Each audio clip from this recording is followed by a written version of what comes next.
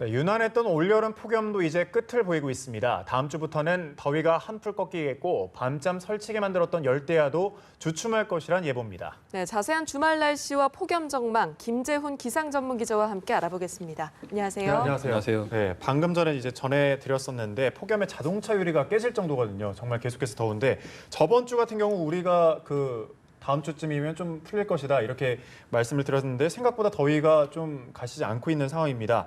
어떻게 오늘도 좀 더운 거죠?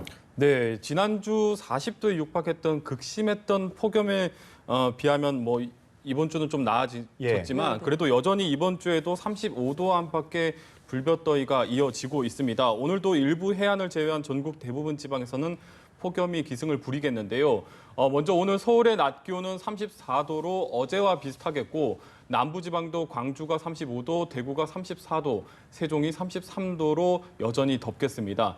폭염특보도 변동 상황 없이 동해안을 제외한 대부분 지방에는 폭염 경보가 내려져 있습니다. 요 며칠 한반도 주변 기류가 상당히 정체되어 있기 때문에 날씨가 큰 변동이 없는 것입니다. 오후에는 잠시나마 더위를 식혀줄 반가운 소나기 소식이 들어 있습니다. 경기 북부와 강원 영서, 제주에는 한때 비가 내리는 곳이 있겠고요. 비의 양은 5에서 30mm 안팎으로 소나기 특성상 지역에 따라선 좀 강수량 차이가 크게 나겠습니다. 네, 진짜 올여름 정말 기나긴 폭염이 이어지고 있는데요. 그래도 좀 이번에는 누그러진다는 전망이 나오고 있어요. 네, 그렇죠. 올여름 정말 유난히도 더웠고 폭염이 올해도 이어지고 있습니다.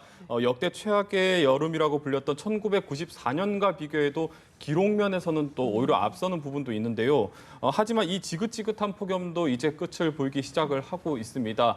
여전히 많이 덥긴 하지만 지난주에 비하면 이번 주가 확실히 더위가 좀 덜한 것처럼 다음 주면 이제 낮에 한결 활동하기도 좀 편하겠고 밤에는 제법 바람도 불 것으로 예상이 되고 있습니다. 다만 더위가 지금보다 약해지는 것이지 갑자기 시원해지는 것은 아니겠고요. 주 중반까지는 서울이 33도 안팎의 폭염이 이어지겠습니다. 실제로 폭염특보가 해제될 것으로 보이는 시점은 다가오는 수요일에서 목요일쯤 될 것 같습니다. 이후에는 30도 안팎의 다소 무더운 날씨가 이어지겠지만 지난주 또 이번 주 같은 극심한 폭염은 예보되어 있지 않습니다. 또 열대야도 점차 수그러들 것으로 예상이 되고 있는데요. 열대야 기준은 아침 최저 기온이 25도 이상을 보이는 것이 기준인데 아마 수요일쯤이면 아침 기온이 24도 밑으로 떨어지면서 열대야가 나타나는 것도 확연하게 줄어들 것으로 예상이 되고 있습니다. 네, 아무래도 시원한 가을 날씨는 조금 더 기다리셔야 되겠군요. 이 간간히 태풍 소식이 들려오고 있지만 그 폭염을 해소하는 데는 큰 도움을 주지 못하고 있는 것 같습니다. 그런데 이 어제 8호 태풍이 발생했다고 하는데 이번에도 영향은 주지 못하겠죠? 네, 지난주 이 시간에 제7호 태풍 꼰선이 한반도 주변 기류를 좀 흔들어 준다면 폭염이 누그러지지는 않겠지만 좀 완화시키는 데는 도움을 줄 수 있다. 이렇게 좀 전해드렸었는데 아쉽게도 7호 태풍이 세력이 너무나 약했고 또 일본 동쪽으로 크게 비껴나가다 보니까 이번 폭염에 이렇다 할 도움을 주지는 못했습니다. 그리고 어제 오전에는 8호 태풍 덴무가 발생을 했는데요. 하지만 8호 태풍 역시 베트남 쪽을 향할 정도로 한반도와 멀리 떨어져 있고 이미 세력도 약해질 대로 약해져 있는 상황입니다. 또 현재 예보대로라면 다음 주에는 9호, 10호 태풍이 연이어서 발생할 가능성이 높지만 이 태풍들도 한반도를 크게 비껴나갈 것으로 보여서 이번에도 태풍의 도움을 받기는 좀 어려울 것으로 예상이 되고 있습니다. 사실 태풍이라는 게 워낙에 강한 비바람을 동반하기 때문에 예년 같으면 오지 않은 편이 좋습니다. 하지만 올여름 특히 이번 8월의 경우 워낙에 극심한 폭염이 기승을 부리고 있는 데다 소나기 외에는 비가 내리지 않고 있습니다. 따라서 이대로 간다면 재작년과 작년에 이어서 올해도 일부 지역에서는 심각한 가뭄이 발생할 수가 있습니다. 실제로 이번 달에 비 한 방울 내리지 않은 지역들도 많습니다. 당연히 피해가 없어야겠지만 이제는 비가 좀 내려야 할 시점입니다. 네, 그냥 마냥 더운 게 아니라 가뭄까지 또 걱정을 해야 되니까 걱정할 게 이만저만이 아닌 것 같습니다. 혹시 이렇게 덥다 보니까 9월까지도 더위가 이어지는 거 아닐까 이렇게 걱정하시는 분들이 많은데요. 다음 달 날씨는 어떤가요?